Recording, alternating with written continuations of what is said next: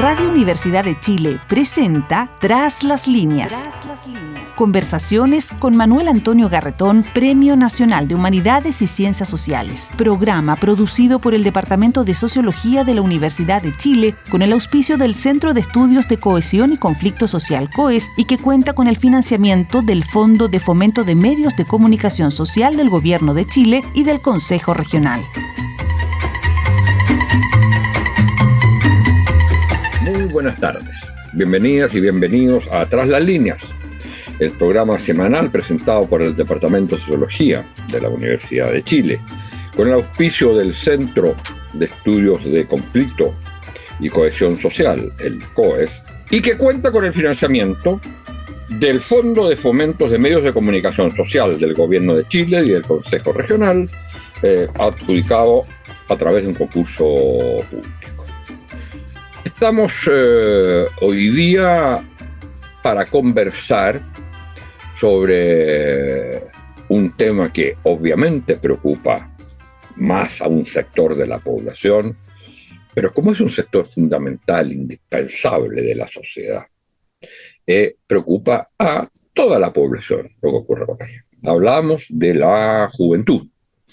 Y esto porque acaba de salir un informe que es la 10ª encuesta del Instituto de la Juventud, el INJU, que es una encuesta nacional sobre la juventud, con datos extremadamente interesantes para analizar las transformaciones y las mutaciones de la juventud. Para hablar de eso y de otras cosas, pues se trata de alguien que tiene un rango muy amplio de preocupaciones intelectuales, de investigaciones, de reflexión, una trayectoria académica y profesional, viniendo de la filosofía. Sin embargo, ha sido director de los temas sociales de la CEPAL durante un muy buen tiempo. Se trata de Martin Oppenheim. Martin Oppenheim es un filósofo de origen, formado en la Universidad de París, y trabajó, como decíamos, durante muchos años, durante 26 años, en la División de Desarrollo Social de la CEPAL, llegando a ser su director entre el 2008 y el 2014. Ha escrito una docena de libros, más de 50 artículos sobre distintos temas, sobre el Marqués de Sade, sobre Kafka, sobre Jim Morrison. Y tiene libros que son muy importantes sobre América Latina, que resumen un poco su experiencia de investigación cuando era director de la CEPAL, de la División de Asuntos Sociales, de Desarrollo Social de la CEPAL. Y posteriormente ha estado trabajando y es profesor del Centro para las Humanidades de la Universidad Diego Portales. Vamos a conversar con él precisamente sobre los temas de juventud. Decía yo que esta encuesta última del INJU es siempre muy interesante verla completa, no vamos a verla en detalle, pero hay algunos datos ya que son importantes, que es la disminución de la población, de la población juvenil entre 15 y 19 años, y en general entre 15 y 29 años, si uno toma la juventud en un sentido más amplio, una disminución de esa población. Por otro lado, un cambio en sus apreciaciones y orientaciones, un mayor valor, por ejemplo, a la democracia, un distanciamiento de los temas religiosos. Las mujeres tienen menos deseos de tener hijos, las mujeres jóvenes.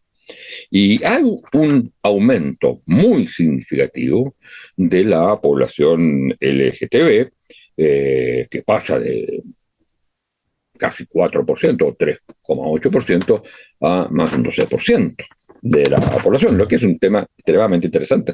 Y vamos a partir por ahí, eh, porque para comenzar esta conversación, porque hay otros temas que nos interesan mucho también, que son los temas de violencia y juventud que ha tratado Martín, y también los temas de orientación en general, una transformación en la manera de ver el mundo y de la manera de posicionarse en él, eh, donde lo que aparecen son grandes paradojas, como lo veremos. Pero partamos por este dato respecto del aumento de la población eh, juvenil LGTB, aumento significativo por un lado, por otro lado, el que las mujeres jóvenes desean menos tener hijos que en otra época. ¿Es esto algo específico del caso chileno? ¿Es también latinoamericano? Estábamos más atrasados en esta materia y por lo tanto ahora estamos al nivel de otros países, o se disparan estos datos, digamos, como una particularidad del caso chileno. Bueno, muy buenas tardes, Martín. Muchas gracias por estar con nosotros. Muy bienvenido a este programa. Hola, Manuel Antonio. Es un gusto estar acá.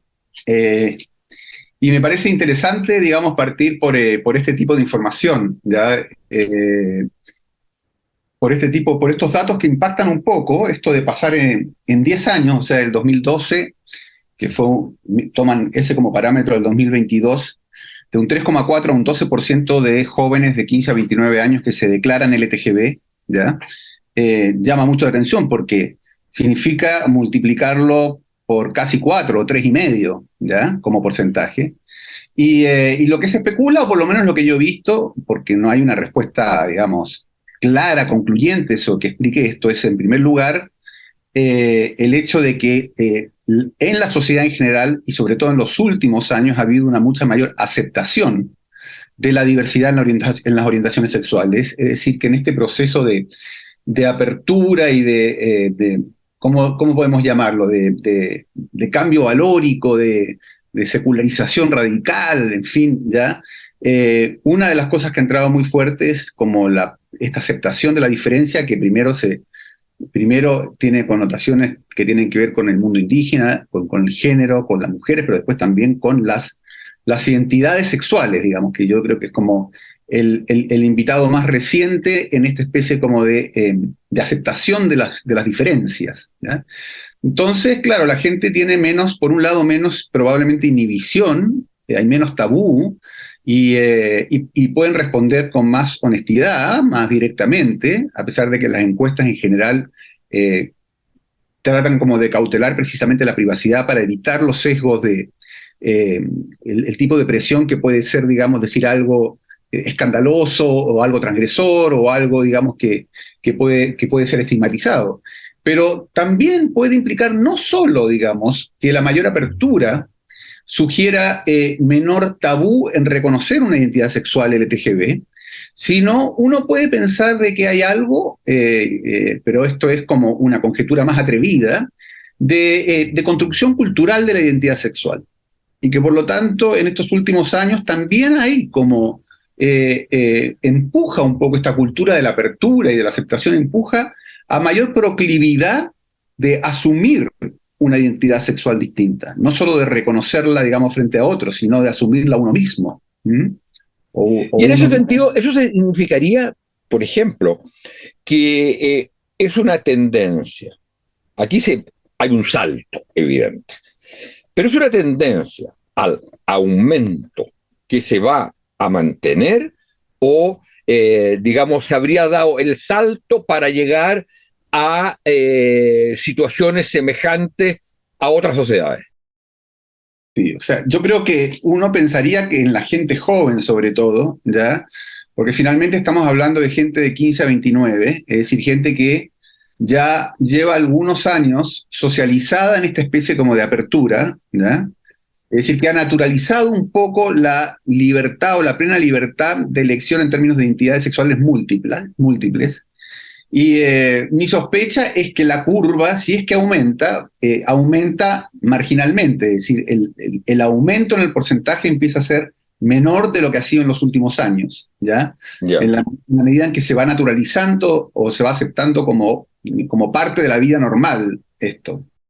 Oye, otro tema que tiene que ver con los resultados de la encuesta, pero que lleva también a investigaciones, reflexiones y escritos que tú tienes hechos antes y pensados en general para América Latina, pero que también son muy válidos y pueden serlo muy válidos para el caso chileno, tiene que ver con esto que señalabas también como una de las respuestas o uno de los rasgos de esta última encuesta del INJU, en la mayor valoración de la democracia. Ahora, esta mayor valoración de la democracia va acompañada de una mayor politización, o es que lo que cambia, y esto es bien, digamos, discutible, lo que cambia es el etos, es decir, las razones por las cuales yo adhiero a la democracia.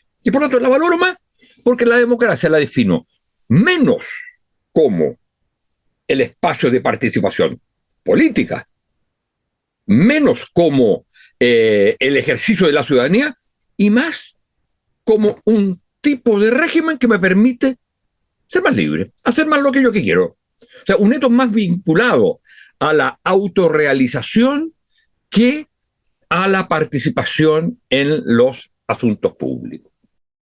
Sí, mira, yo creo que son las dos cosas, ya porque, o sea, lo que se viene planteando hace años es que esta especie de transición desde el interés en la política, el interés en lo político, suponiendo que en ámbitos de la vida cotidiana, como es la familia, la pareja, la escuela, la universidad, el trabajo, etcétera, hay como se negocian intereses, se negocian demandas y por lo tanto, y en ese ámbito que afecta la vida de los jóvenes y en el cual ellos pueden tener como una agencia más directa, ¿ya? Se sienten más involucrados y más motivados, y luego con las redes sociales también, ¿no? Pero lo que muestra la encuesta aquí es que también en las formas más convencionales, ¿ya?, de la política hay un aumento de participación, que, por ejemplo, hay un porcentaje más alto de jóvenes con interés en la política, es el más alto de los últimos 10 años, de las últimas 4 encuestas, ¿ya? Cosa que yo creo que es interesante. Y también... es el más alto interés en la política, llamémosle, tradicional.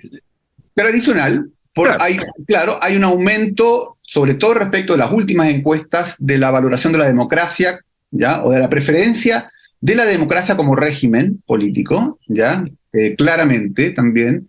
Hay un porcentaje muy alto de jóvenes, que esto nos sorprende, sobre todo porque estamos muy cerca del estallido social del 2019.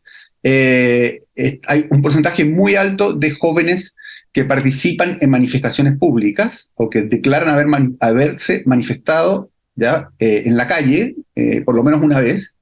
También hay un aumento importante en eso respecto de encuestas precedentes. Y también aumentan en la encuesta le ponen frases, ¿ya?, para medir el apoyo a la política, ¿ya?, en general, en personas jóvenes.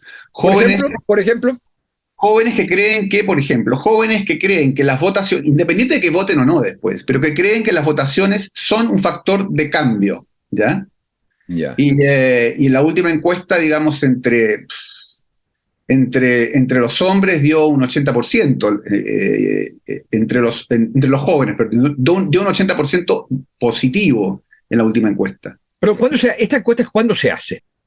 Esta encuesta no sé, pero se compara... ¿Incluye el plebiscito o no? Claro, yo creo que no. No, ya. No. La encuesta no puede incluir plebiscito porque es demasiado reciente. Ya, correcto. Ya. Sí. Pero entonces hay la percepción que votar importa. Que votar importa. Votar influye. Sí. hay la percepción de que votar influye, y la otra frase es, hay la percepción de que participar en organizaciones que defienden causas o ideales, pero eso ya puede ser política en sentido muy amplio, ¿no? Claro, solo que no son religiosas. Mientras no sean religiosas, porque realmente ahí es donde eso lo tenemos que conversar, porque el cambio ahí es increíble. Ya, a ver, ¿y a qué atribuirías ese cambio, ya que estamos en eso? ¿Cuál cambio? El cambio en lo... A ver, los dos. Uno, el cambio en una mayor valoración de la política. Ya. Y dos, en una mucho menor valoración de la religión. Ya. Yo creo que la mayor valoración de la política marca una inflexión respecto de... es como acumulativo, ¿no es cierto? Porque en el sentido de que las grandes movilizaciones políticas de la juventud fueron en el 2006, en el 2011, en el 2018 para el caso de las mujeres, y luego en el 2019 el estallido, ¿no? Son las grandes.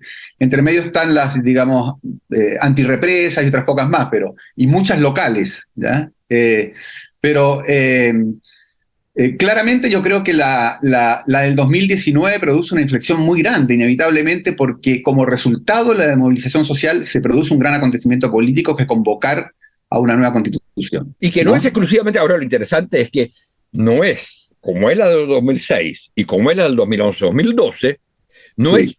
es decir, tampoco ninguna es exclusiva, pero es mucho más inclusiva del punto de vista de la sociedad que de la pura juventud, como sería el 2006 y la 2011. Claro, tal cual, sí. En eso sí, yo creo que es así. Y de hecho, también hay, yo creo que hay una mayor participación electoral, bueno, por lo menos mayor participación electoral hasta las elecciones presidenciales del 2021, ¿no es cierto? Comparado con otras anteriores, ¿ya? En la población joven, sobre todo desde la implementación del voto voluntario, ¿ya? Entonces, por ejemplo, claramente la votación a favor de llevar adelante la convención, que fue cuando fue en mayo del 2021, ya esa es la que tuvo más alta votación entre la juventud, en que 2 de cada 3 jóvenes en edad de votar votaron, digamos. Es decir, que fue importante, digamos. 2 de cada 3 votaron. Claro, sí. Porque más de 2 de cada 3 votaron por el apruebo. Por la convención. Claro, sí. Pero 2 de cada 3 fueron a votar, ¿ya? O sea, es casi el 70%. Oye, y dime una cosa, el cambio respecto, porque el cambio respecto de la política, o el aumento de la importancia de la democracia, o la mayor valoración de la política, tiene que ver también, y esto hay que ligarlo de alguna manera al otro. Si yo dejo de valorar sentidos de la vida y de la acción que vienen dados por la religión, tiene que ver, hay una cierta correlación, entonces valoro más la acción en la sociedad.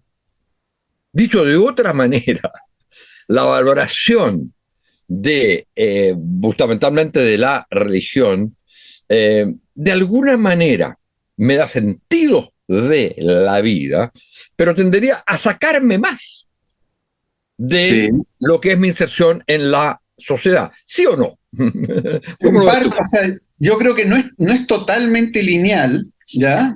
Pero aunque no sea totalmente lineal, no es lineal porque una de las formas de participar en la sociedad para la juventud sigue siendo las comunidades de iglesia, ¿ya? Eso sigue siendo. Claro, es una, ¿ya? O sea, es una de las que consideran, ¿ya? Ahora, pero de todas maneras, si uno piensa que la gente que se consideraba adscrita a alguna religión, ¿ya? O sea, los jóvenes eran en torno al 91% en el año 94 y bajaron a el 36%, ¿ya? En el año 2022. ¿De cuándo a cuándo? De 91 a 36. Sí, pero ¿de cuándo a cuándo? Del 94 al 2002, ¿ya? Del 94 al 2002, en 20 años. En 20 y tantos años se redujo a un tercio prácticamente. Claro. ¿Ya? Y o sea, yo creo que lo tuyo, lo que tú planteas se confirma porque sí han aumentado formas de porcentaje de jóvenes que están en distintas formas de participación social, en trabajo voluntario, en voluntariados, en asociaciones que son de gente digamos, con afinidad de actividades, que también aparece una pregunta ahí de hobby, qué sé yo, claramente en redes virtuales, ¿ya? O sea, que participan de grupos, comunidades virtuales, eso también es muy notorio. Entonces, hay, por un lado, entonces yo creo que uno podría encontrar, ¿ya?, una interesante correlación, a pesar de que probablemente la baja muy fuerte en la adscripción a una religión, ¿ya?, se da antes porque el aumento fuerte en participación social y política es muy reciente, cuando uno mide cada 3 años, que son las encuestas, ¿ya? O sea, viene a ser básicamente después del estallido. O a partir Claro, del después del estallido, después del mayo feminista, ¿ya? Claro. Oye, y respecto de eso, ya que el mayo feminista y los temas que tienen que ver con feminismo. ¿Hay en la encuesta algo al respecto? Mira, hay cosas interesantes en la encuesta, ¿ya? Fuera el tema de cambio de las orientaciones sexuales, que me parece muy No, importante, sí, pero sí, digamos, pero el tema del feminismo mismo. sí, hay 2 o 3 cosas que son súper interesantes, ¿ya? La primera interesante es que hasta la encuesta anterior, ¿ya? ¿Cuándo es la encuesta anterior? La encuesta anterior, aquí hubo un año más de lo normal, fue el 2018 y después 2022, porque normalmente es cada 3 años, ¿ya? ¿Ya? Pero hasta la encuesta anterior, había cosas como, me parece, la edad, que lo miden con año y mes, de iniciación sexual de las mujeres siempre era después que los hombres. Y esta por primera vez aparece un poquito antes, ¿ya? Ah, sí, ¿eh? Pero Claro. eso es un cambio, y eso, si siempre había sido así, Claro, esto siempre había sido es un así. cambio muy, muy Claro. importante, creo yo. O el porcentaje total de jóvenes que declaran ya haber tenido, bueno, que es la mayoría, actividad sexual, digamos, o sea, vida sexual, también es un poquito más alto en las mujeres. Lo otro también que también marca una inflexión de género es que entre las mujeres que no han tenido hijos, aumentó el porcentaje que no desea tener hijos, ¿ya? Que eso también es interesante. Claro, ese era el dato que decíamos al comienzo. Eso yo creo también es un dato. Ya, y de eso, la encuesta queda en eso. Aumenta el deseo de no tener hijos. No hay alguna explicación. Tiene que ver con el hecho de una mayor inserción en la sociedad que les permite su realización más allá solamente de la identificación de la realización de la mujer con el tema de la maternidad. Yo creo que ahí es como preguntarse qué viene primero, huevo o la gallina, ¿ya? En el sentido de que probablemente los cambios también culturales producen una disposición a mayor participación en el mundo del trabajo y la mayor inserción en el mundo del trabajo hace más como genera más resistencia a la maternidad, ¿ya? Por el tipo de interrupción de carreras, sobre todo, ¿no? De trayectorias o carreras laborales, ¿ya? Pero lo otro también que aparece, que es muy interesante que aparece en relación al tema género dentro de la encuesta, es que en roles de género estaría aumentando entre los jóvenes y las jóvenes acuerdos sobre igualdad y corresponsabilidad en métodos de protección de la pareja, ¿ya? O sea, sería más, se preocupan ambos. Se preocupan ambos, claro. Uh-huh. Entonces eso también es interesante. Hay mayor conciencia en ambos sexos hay mayor como uso del condón, ¿ya? Tanto hombres como mujeres se preocupan más de tomarse las pruebas del SIDA. Es decir, también la salud sexual. Perdón. Uh-huh.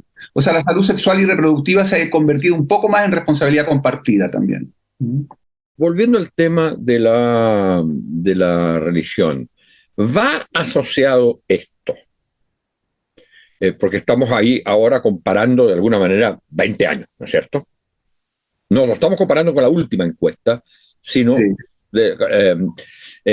tiene que ver esto con, eh, con el desencanto producto de todo lo que se ha conocido de abusos en la iglesia, etcétera, porque si tomamos los años iniciales en que se hace la encuesta, todavía no estallaban estos. Claro. Uh-huh. ¿Tiene que ver con eso, con una decepción, o tiene que ver también con una evaluación distinta de la vida? No solo un rechazo a lo religioso, institucional, a las conductas de la iglesia, sino a un cambio en qué cosas son las que valen la pena en la vida, en qué es lo que vale la pena creer. Sí, sí. O sea, yo creo que son claramente las dos cosas. Pensemos que si bien esto es la curva que va desde el 94 hasta el 2022, lo notable es que entre el 94 y el 2000 aumenta la adscripción a convicciones religiosas. O sea que en el 2000 llega a su pic de 95%, ¿verdad? Y después empieza a desplomarse, y hay un desplome grande, digamos, del 2000 al 2012, y después otro grande del 2012 al 2022, que ahí baja como prácticamente a la mitad, de 66 a 35, digamos, ¿ya? Pero es interesante porque hasta el 2000, cuando tú dices que llega a su pic, es en el 2000. En el 2000. Ya, y ahí ya se había producido lo que uno podría llamar el proceso de secularización. Sí, pero el destape... Donde incluso uno diría, en el caso chileno por lo menos, la adhesión a lo religioso tiene que ver, en parte, con lo que es las luchas contra la dictadura y el rol que juega la iglesia en eso. Claro. Eso termina de alguna manera, en la medida que termina la dictadura, y a eso ya no es el factor principal. Entonces, claramente sería los escándalos lo que produciría este distanciamiento, más que propiamente un proceso de secularización, de búsqueda de otro tipo de valores, ¿o no? No estoy seguro, porque yo creo que hay dos ondas de secularización. Hay una obviamente en los 90, ¿ya? Y además que aparecen cosas mediáticas que son como muy típicas, no sé, el programa del chacotero sentimental, donde todo el mundo ventila sus cosas, aparecen los libros de Pedro Lemebel, que también tienen su impacto, ¿ya? La Casa de Vidrio, que es esta especie de instalación con una mujer que hace su vida delante de todos, esa es en el año 2000, ¿ya? Eso ocurre como en el 2000. El gobierno, digamos, que más promueve, yo diría, secularización es el gobierno de Lagos, que también es desde el 2000 al 2005, ya comparado con los anteriores, ¿ya? Hay todavía un poder fuerte de la iglesia que lo ha tenido porque ha ganado legitimación, yo creo, durante la dictadura como bastión de los derechos humanos y luego ejerce un poder ya de resistencia a la secularización cultural, por ejemplo, contra el divorcio. Entonces, claro, al mismo tiempo teníamos para decirlo de alguna manera, la importancia que eso tiene en Chile, simbólica, teníamos dos presidentes que iban a ser, digamos, muralla para claro. Respecto a críticas a lo religioso o a lo eclesiástico, etc. En cambio, Lagos es hombre claramente que viene del mundo laico. El mundo laico. Yo creo que ahí hay, claro, yo creo que eso tiene un efecto comunicacional también. Pero también yo creo que es como o sea, sí, claro, está ese destape, yo diría ya en ciernes, que luego agarra como mucha más fuerza, sobre todo en la juventud, no hay un destape. Yo diría desde mediados de los 90 en adelante. Y por otro lado hay lo que tú dices, digamos, de que lo que se valora como cimiento y como sentido para la vida, ¿ya? Viene a ser mucho más y tiene que ver con la modernidad tardía, ¿no? Y con los valores de la modernidad tardía, o el nombre que uno le quiera poner, ¿ya? Tiene que ver mucho más yo diría, con una especie como de sentido inmanente de producción de sentido. O sea, de un impulso inmanente de producción de sentido. Una idea, digamos, de que lo que más cuenta, ¿ya? Es la autonomía del individuo, que se fija sus propias metas, Lo que más cuenta también es la expectativa de movilidad social y ampliación del consumo, ¿no? Y lo que más cuenta también es esto que ahora les gusta llamar la gestión del yo, ya esta cosa que es bastante más, que es más despojada de cualquier aspiración trascendental. ¿Mm? Y ahora dime una cosa, y en dos cosas como consecuencias de esto. Uno, ¿hay una diferencia eh, eh, aportada por el aumento, la expansión de lo que son el mundo evangélico o no en la juventud?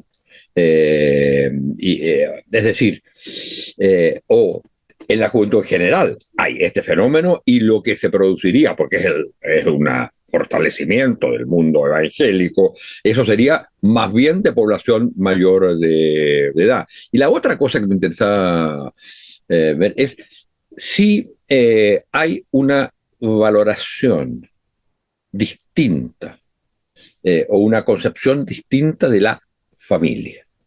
Porque si bien hay un aumento de la cuestión individual, por otro lado hay lo que tú señalabas al comienzo, ¿no es cierto?, respecto de una valoración de lo político.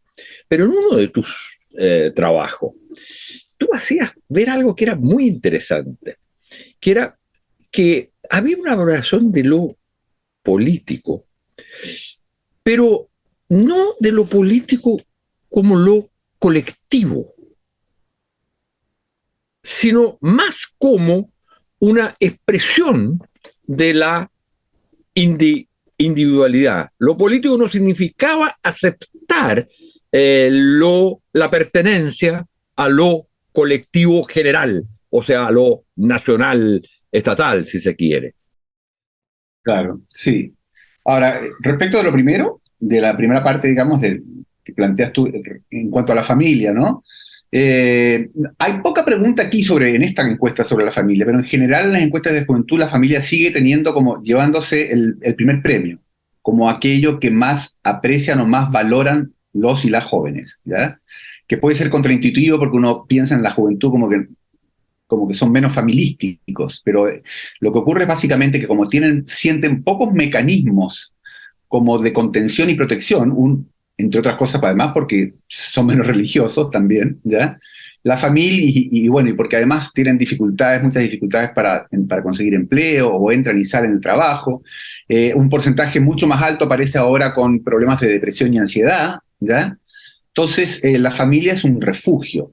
Pero también lo que aparece respecto de la familia es que la juventud ha aumentado mucho la aprobación de familias con miembros del mismo sexo, ¿ya? Como aprobación. Ha disminuido mucho la idea del matrimonio como algo que debe durar toda la vida, ¿ya? Ha aumentado la jefatura de hogar entre jóvenes, que era raro, uno esperaba que no, por problemas, digamos, de que no tienen cómo, ¿ya? Y en cuanto a lo político que planteas tú, lo que yo decía, o sea, lo que en algún momento planteé respecto de lo político es que incluso en la mesa donde se sientan a comer, ¿ya? Se negocian demandas, en el sentido de que las tradicionales fuentes de legitimidad, de la autoridad, ¿ya? En el caso del padre o en el caso del profesor, o la madre, el padre, el profesor, sobre todo, ¿ya? Que era o por edad, ¿ya? O porque supuestamente detentan más información y conocimiento y eso les da más legitimidad para ejercer autoridad, son cuestionadas radicalmente por los y las jóvenes. Es decir, el tema de la edad no les parece condición suficiente para nada. Y tampoco saben más, y tampoco saben más. No saben más. Que uno. No saben más, tienen menos años de escolaridad y manejan menos internet. Así que. Claro, es que eso yo creo que esa es una cuestión fundamental, porque es la palabra bomba puede ser como negativa. Yo no estoy viendo como negativo, pero es como una bomba de tiempo a las instituciones educacionales. Y de hecho, lo hay, a mi juicio, respecto de la familia, porque cuando se valora la familia, lo que se está valorando no es lo que nosotros entendíamos por familia. Se está valorando mi relación familiar, la que yo tengo, que es mi hermana, o que es simplemente mi pareja de tal tipo, etcétera. La definición de familia cambia. Ya no es la idea de padre, madre y hermanos. Claro. Uh-huh. Bueno, estamos en el término del programa, desgraciadamente, porque yo creo que había muchas cosas más que seguir conversando, pero hay una cosa muy interesante en todo esto, y es que cuando se dice, con una frase, yo creo que la juventud es el futuro del país, para desvalorar quizás las otras categorías etarias, no necesariamente lo es en ese sentido, pero es en un sentido, en que son portadores de un tipo de relación y de organización social que se va a ir haciendo cada vez más presente en la sociedad, desestructurando las formas, digamos, las formas que conocemos hasta ahora. Y por lo tanto, que cuando ya sean adultos, la sociedad en la cual van a vivir no va a ser la mismo tipo de estructura social. Aquí hay en todas estas transformaciones de orientaciones, de nuevas orientaciones, lo que hay es nuevas formas de organización de la sociedad. Y eso yo creo que es una de las cosas como más novedosas en el sentido. No es que la sociedad va a ser mejor o no va a ser mejor. Es que la sociedad va a ser de otra manera. Porque ellos ya están viviendo una experiencia de familia, por ejemplo, o de relación con las instituciones educacionales, que no son las que esas instituciones educacionales o familiares hacen o hacían, digamos, hace 10 años.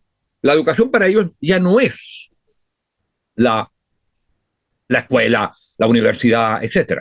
Y eso significa, yo creo, bomba de tiempo a las instituciones actuales que detentan el monopolio de la función educacional o de la función familiar.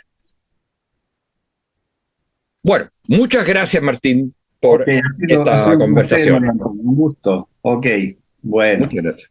Gracias. Radio Universidad de Chile presentó Tras las Líneas.